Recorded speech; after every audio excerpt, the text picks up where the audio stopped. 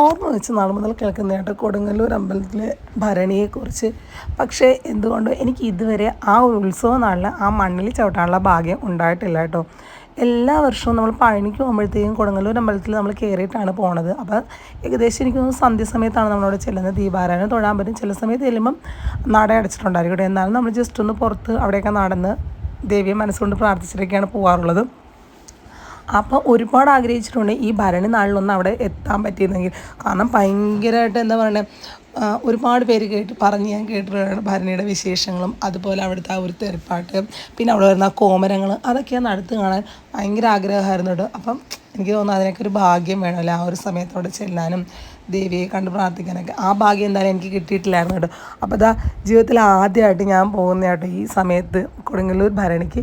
ശരിക്കും പറഞ്ഞാൽ അവിടുത്തെ ഉത്സവത്തിനായിട്ട് ഞങ്ങൾ പോയതല്ല, തൃശ്ശൂർ ഒരു ആവശ്യത്തിന് പോയതാണ്. അപ്പോഴാണ് അറിയണത് അവിടെ പോലെ ഉത്സവം നടക്കുവാണെന്നും.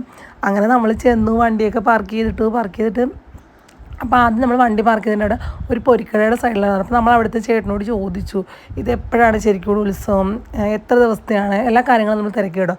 അപ്പോൾ ആ ചേട്ടൻ എല്ലാ വർഷവും അവിടെ സ്റ്റാൾ ഇടുന്നൊരു ചേട്ടനാണ്. പുള്ളിക്കാരൻ പറഞ്ഞത് നമ്മുടെ കുംഭമാസത്തിലെ ഭരണിയിൽ തുടങ്ങി മീനത്തിലെ ഭരണിയിൽ തീരണയാണ് കൊടുങ്ങല്ലൂരത്തെ ഉത്സവം എന്ന് പറയുന്നത്. വളരെ ദിവസങ്ങൾ നീണ്ടു നിൽക്കുന്ന ഉത്സവമാണ്. അതിനകത്ത് പ്രധാനപ്പെട്ട 7 ദിവസമാണ്, അവസാനത്തെ 7 ദിവസങ്ങളാണ് അമ്പലത്തിലെ പ്രധാന ചടങ്ങുകളെല്ലാം നടക്കുന്നത്. അത് വരുന്നത് നമ്മുടെ മീനമാസത്തിലെ തിരുവോണം നാൾ തുടങ്ങി അശ്വതി വരെ കേട്ടോ. അപ്പം നമ്മൾ ചെന്ന ദിവസം എന്ന് പറയുകയാണെങ്കിൽ ഈ 7 ദിവസങ്ങളിൽ ഒരു ദിവസമാണ് നമ്മൾ ചെന്നത്. അത് ഏത് ദിവസമാണെന്ന് കറക്റ്റായിട്ട് എനിക്കറിയില്ല. അപ്പോൾ അന്നത്തെ പ്രത്യേകത എന്താണെന്നും എനിക്കറിയില്ല കേട്ടോ. അപ്പോൾ അതൊന്നും നമുക്ക് ചോദിച്ച് മനസ്സിലാക്കാൻ പറ്റിയില്ല, കാരണം കടയിൽ ചേട്ടന് തിരക്കായിരുന്നു. അപ്പോൾ നമുക്ക് ഇത്രയൊക്കെ ചേട്ടൻ പറഞ്ഞു തന്നു കേട്ടോ. അങ്ങനെ നമ്മൾ നേരെ ചെന്നപ്പോൾ ഇതാ കുറേ പ്രായം ചെന്നവരുടെ ഈ ഒരു കോല് വെച്ചിങ്ങനെ ദേവിയെ സ്തുതിച്ചൊരു പാട്ട് പാടുന്നുണ്ട്. അതിനകത്ത് അവർ നൃത്തച്ചുവടുകളും വെക്കുന്നുണ്ട്. ഭയങ്കര എനർജറ്റിക്കാണ് കേട്ടോ. നല്ല പ്രായമായവർ ഇവരെല്ലാവരും. എന്നാൽ പോലും എന്ത് എനർജറ്റിക്കായിട്ടാണെന്ന് പറയുക അവർ ദേവിയെ സ്തുതിച്ച് ഇങ്ങനെ പാടുന്നത്. ഭയങ്കര എന്താ പറയുക സന്തോഷത്തോടെ, ഏകദേശം 1 വർഷക്കാലം കാത്തിരുന്ന് ദേവിയെ കാണാൻ വന്നതിൻ്റെ ആ ഒരു സന്തോഷം അവരുടെ ആ ഇതിലുണ്ടായിരുന്നു കേട്ടോ. അപ്പം എനിക്ക് കുഞ്ഞുനാളിൽ ഇവിടുന്ന് ഒരു അനുഭവം ഉണ്ടായിട്ടുണ്ട് കേട്ടോ. അന്ന് തൊട്ടാണ് എനിക്ക് കൊടുങ്ങല്ലൂരമ്മ ഏറെ പ്രിയപ്പെട്ടതായി മാറിയത്.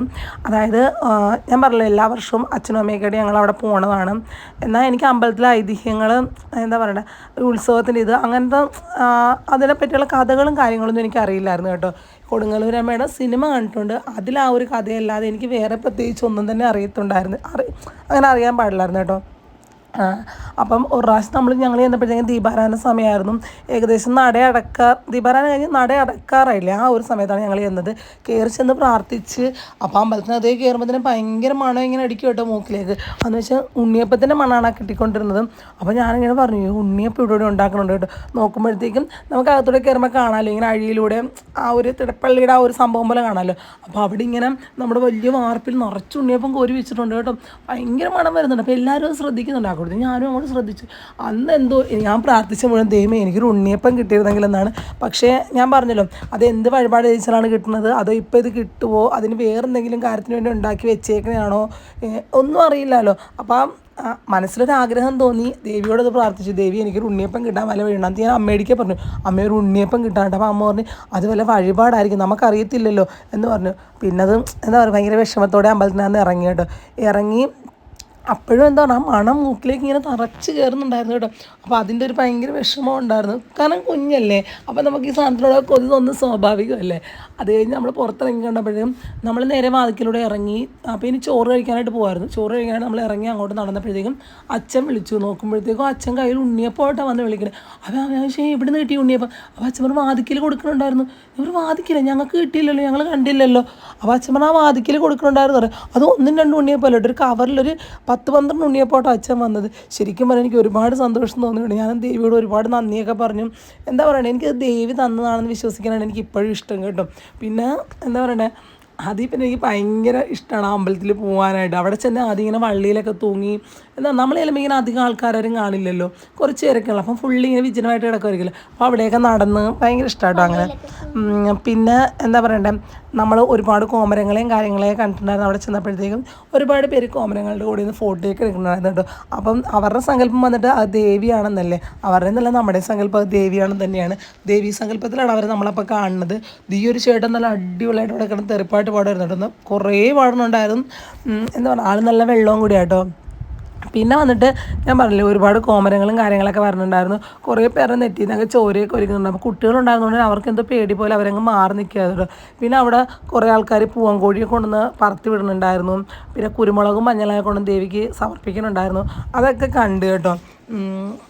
അവിടുത്തെ ഓരോ കാഴ്ചകളും എനിക്ക് പുതുമ നിറഞ്ഞതായിരുന്നു കേട്ടോ. എന്തുകൊണ്ട് വർഷങ്ങളായിട്ട് കാണാൻ ആഗ്രഹിച്ച ആ ഒരു കാഴ്ചകൾ അതെല്ലാം പെട്ടെന്ന് കൺമുന്നിൽ കാണുമ്പോഴത്തേക്കും ഒരുപാട് സന്തോഷമായിരുന്നു കേട്ടോ തോന്നിയത്. എന്താ പറഞ്ഞാൽ ഞാൻ കാണാൻ ആഗ്രഹിച്ച എല്ലാം തന്നെ അവിടെ നിന്ന് കണ്ടിരുന്നു. ഞാൻ നേരിട്ട് എനിക്ക് ആ ഉത്സവ നാളിൽ ആ മണ്ണിലൊന്ന് ചവിട്ടി ദേവിയെ കാണണമെന്ന് ആഗ്രഹം ഉണ്ടായിരുന്നു, അത് സാധിച്ചു. കോമരങ്ങൾ അടുത്ത് കാണണമെന്ന് ആഗ്രഹം ഉണ്ടായിരുന്നു, അത് സാധിച്ചു. പിന്നെ എന്താ പറയുക, ഇതിനകത്ത് കൂടുതലും തമിഴ്നാട്ടുകാരാണെന്ന് എനിക്ക് തോന്നി കേട്ടോ. കുറേ പേര് തമിഴ് സംസാരിക്കുന്ന ആൾക്കാർ ഈ കോമരങ്ങളുടെ ഇത് കെട്ടി വരുന്നുണ്ടായിരുന്നു. ഇത് എവിടെ നിന്നാണ് ഇവർ വരുന്നത്, ഇത് എന്താ ഇവരുടെ എന്താ പറയുക വ്രതം എടുത്താണോ, അങ്ങനത്തെ കാര്യങ്ങളൊന്നും തന്നെ എനിക്കറിയില്ല കേട്ടോ. ഇതിൻ്റെ പിന്നിലെ കഥ എന്ത് അതൊന്നും എനിക്കറിയില്ല. പക്ഷെ ഒന്നറിയാം, ഏറെ എന്താ ഒരു വർഷത്തെ കാത്തിരിപ്പിന് ശേഷം ദേവിയെ കാണാനായിട്ട് അത്ര ആഗ്രഹിച്ച് വന്നവരാട്ടോ ഇവരല്ല. അത് നമുക്ക് മനസ്സിലാകും. ദേവിയോടുള്ള ഭക്തി അവരുടെ ഓരോരുത്തരുടെ മുഖത്ത് നമുക്ക് നിറഞ്ഞു കാണാമായിരുന്നു കേട്ടോ. പിന്നെ വന്നിട്ട് ഈ സമയങ്ങളിൽ ദേവി ഭയങ്കര സന്തോഷവതിയാണ്, എന്ത് ചോദിച്ചാലും തരുമെന്നാണ് അവിടുത്തെ ഒരു അച്ഛൻ നമ്മളോട് പറഞ്ഞത് കേട്ടോ. അപ്പം നമ്മൾ എന്താ പറയേണ്ടത്, ഒരുപാട് സന്തോഷം അത് കേട്ടപ്പോഴത്തേക്കും. കാരണം തൻ്റെ ഭക്തന് തന്നെ കാണാൻ വരുന്നതിൻ്റെ ആ സന്തോഷത്തിൽ ആറാട് നിൽക്കുകയാണ് അമ്മ. അപ്പോൾ ആ സമയത്ത് അമ്മയോട് നമ്മൾ എന്താഗ്രഹം പറഞ്ഞാലും അമ്മ നമുക്ക് സാധിച്ചു തരും. അപ്പോൾ അങ്ങനെ ദേവിയോട് മനസ്സിലുള്ള ആഗ്രഹങ്ങളൊക്കെ പറഞ്ഞ് നമ്മൾ നേരെ തിരിച്ചു പോകുന്നുണ്ട്. അപ്പോൾ നമ്മൾ പോരുമ്പോൾ ഏകദേശം 10 മണിയോട് എടുത്തിരുന്നു. ആ സമയത്ത് എന്താ റോഡിൽ ഒരു കൂട്ടം ആൾക്കാർ വരുന്നുണ്ട്. ഇതുപോലെ ഒരു കൂട്ടമൊന്നും അല്ല കേട്ടോ, പല സൈഡിൽ നിന്നാണ് ഇങ്ങനെ ആൾക്കാർ അപ്പോഴും വന്നുകൊണ്ടിരിക്കുമായിരുന്നു ദേവിയെ കാണാനും പ്രാർത്ഥിക്കാനായിട്ട്. ഈ അമ്മച്ചീൻ്റെയൊക്കെ എനർജി കണ്ടു, ഒരുപാട് എനർജിയോടായിട്ട് ഇവരൊക്കെ പാട്ട് പാടി ദേവിയെ കാണാൻ വന്നുകൊണ്ടിരുന്നത്.